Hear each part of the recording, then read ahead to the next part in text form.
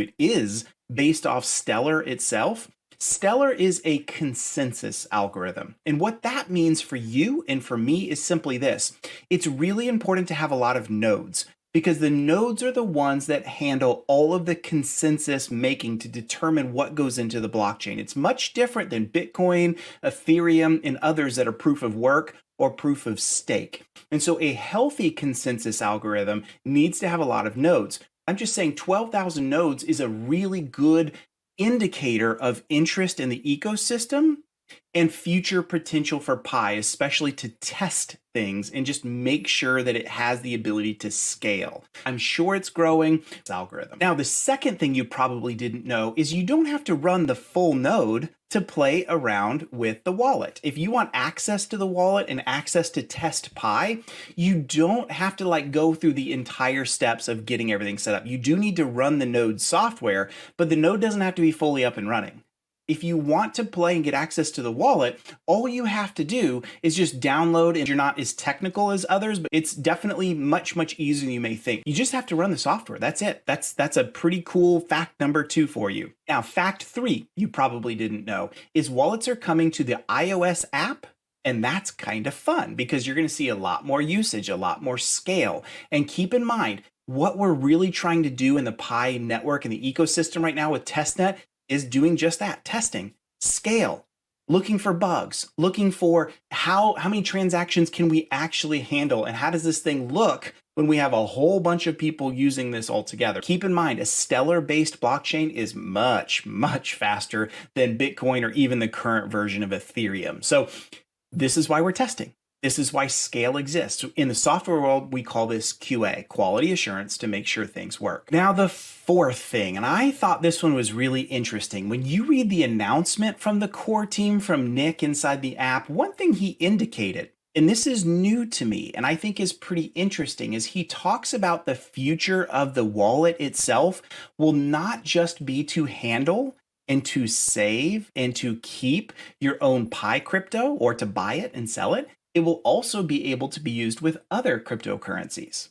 Now that's interesting. I think that's a good move. I think there's no reason you shouldn't do it. If you already have the ability to allow for transactions and you've built a wallet. Now, one wallet for one crypto is totally different than a wallet for another crypto. Why would you do that? Well, most people that get into crypto are kind of like me. I don't own just one crypto. I love to buy a lot of different cryptos. And so having a wallet that has access to other cryptos, and that's a good thing. That's good for all of us because it just expands the utility of the Pi ecosystem and gives capabilities to users. The very last thing that you saw in the announcement from the core team on wallets this week was this.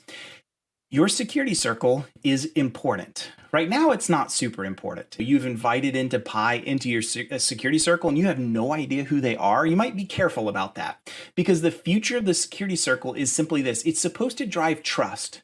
Remember how I said that Pi is based on Stellar and it's a consensus algorithm? The way it builds consensus of legitimacy is by trust, is trusting users. Who do I know in my circles?